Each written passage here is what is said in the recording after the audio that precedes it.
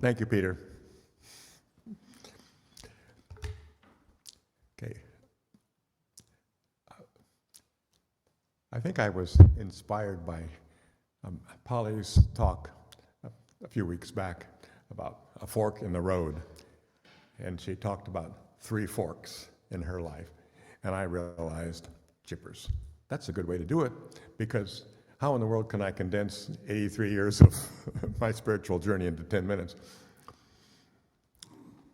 So I'm calling mine 3 sharp knives on my pathway.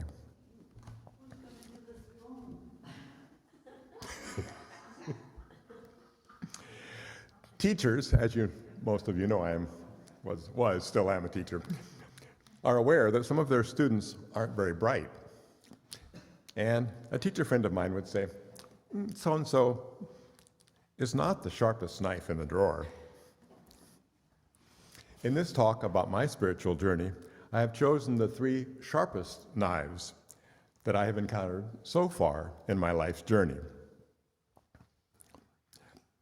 So I can summarize, perhaps, by telling you of the 3 sharp knives that have most influenced where I presently find myself on life's highway. The first is a Dr. Wilder Bentley. He taught an amazing course at San Francisco State College in the mid-60s called Utopian Thought in Literature. We read Plato's Republic, Thomas More's Utopia, and other related literature, but the way he structured the course is what has most influenced me. The night course met once a week, and we were required to turn in a 2-page paper on the reactions and thoughts that we had about the assigned readings. He then read our papers and made written comments on them, sometimes as long as 2 or 3 pages. The packets of papers were kept on reserve in the library, and we were asked to read the assigned reading, as well as everyone's papers and his comments. Sounds like a lot, but it really wasn't. And incorporate our further thoughts and reactions in the next week's 2-page paper. In this way, we got to know the innermost thoughts and insights as well as Dr. Bentley's. And in a sense, we taught each other. As you can imagine, in-class discussions were lively and fascinating. And believe me, the after-hours bull sessions in some places in the Haight in the 60s were pretty cool. But they dealt with the deep human concerns of some 25 young college students. And I particularly remember one girl's comment. You don't realize that other people are concerned with the same deep questions about life that you are. Dr. Bentley set the tone of the class the very first night by asking us to spend the period writing our first reaction paper. Answer this question. What do you want?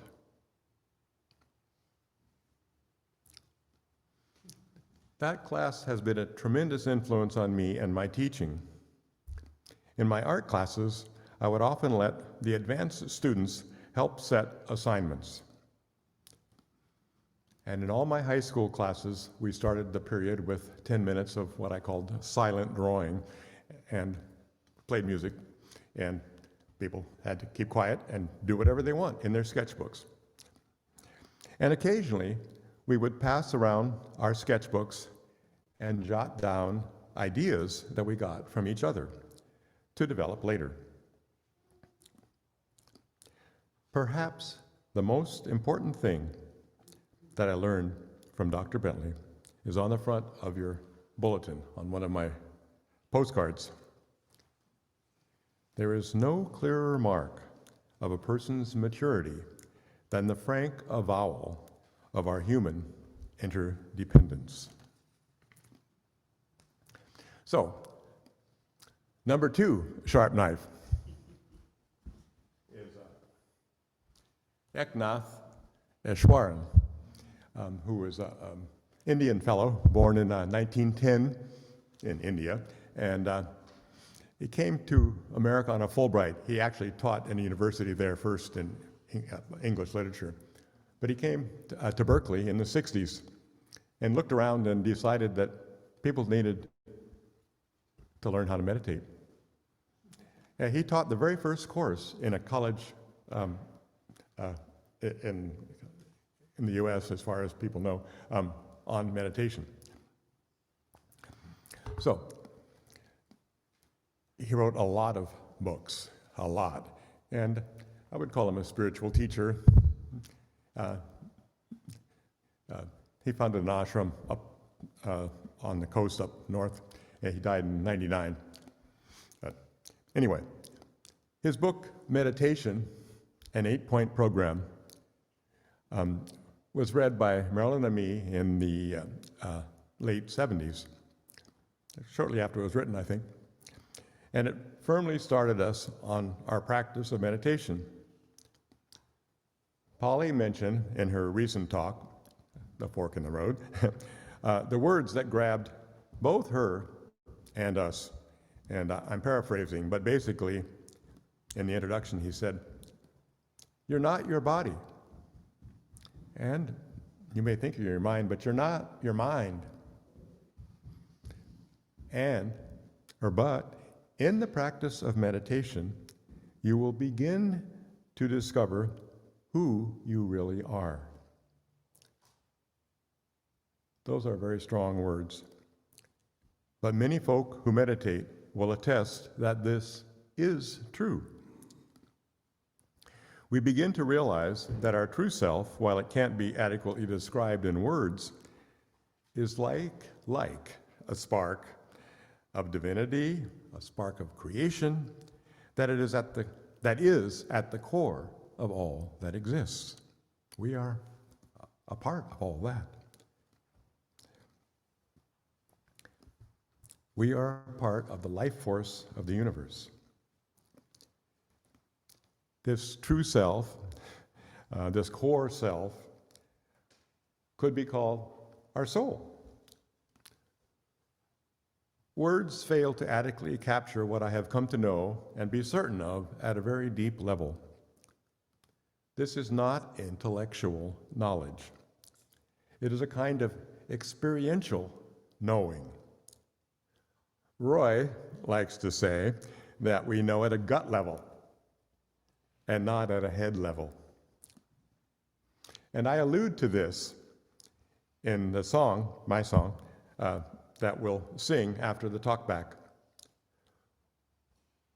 We can walk along the pathway, but when we are on the highway, we'll feel the breath within our soul is God. We'll know the breath within our soul is God. The number 3 sharp knife, Father Hand. And we sang his chant, "Slowly blooms the rose within." Gives you a little bit about, that says something about him right there. Anyway, several of us knew him through retreats that he led for many years at Mercy Center in Burlingame. Father Hand was a Jesuit priest who had taught at a Jesuit school in Japan for most of his career. While there, he took formal Zen training for many years. And I think of him as a Buddhist Catholic or a Catholic Zen Buddhist. He's very open-minded and was a very strong influence on my spiritual path. Marilyn and Roy and I and others went on many of his silent meditation retreats and benefited from the wisdom and insights for which Jesuits are famous. I asked him once whether it was okay to use several different meditation techniques within the same half hour. And his answer is characteristic of him. After you've been meditating some time, you will begin to know what feels right for you. When I think about these three major influences, it is interesting to notice how importantly they viewed Christianity. Dr. Bentley got his doctorate in classical studies, and he thought he might have had glimpses of the muses, he said once. But he characterized himself as a Taoist. Eknatheshwaran was raised Hindu and considered his grandmother his main spiritual teacher. But his books acknowledge all major religious teachings. His collection of spiritual passages that can be used for his technique of passage meditation draw from the Christian Bible, the Bhagavad Gita, the Upanishads, and several other religious and spiritual texts. And Father Han, as I've said, was Catholic and also a Zen Buddhist. Contrary to Catholic orthodoxy, he made a point when serving communion of saying that all are welcome at Jesus' table.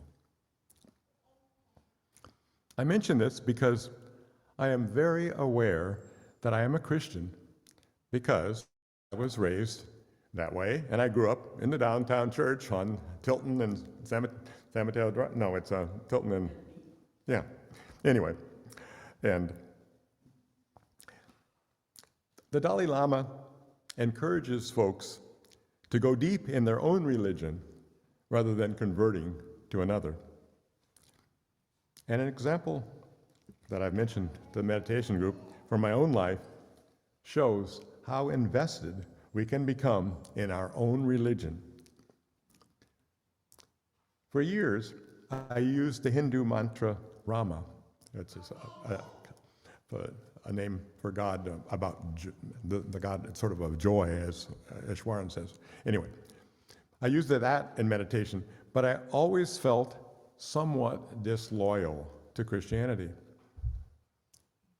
And finally, after years, I began to realize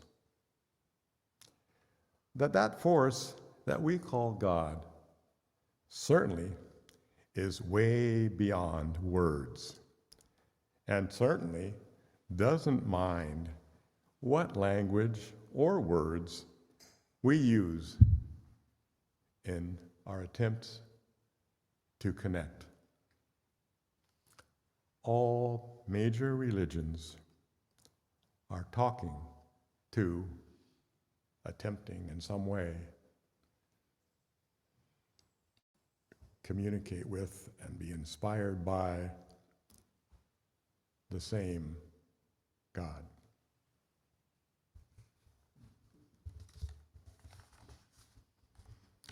So,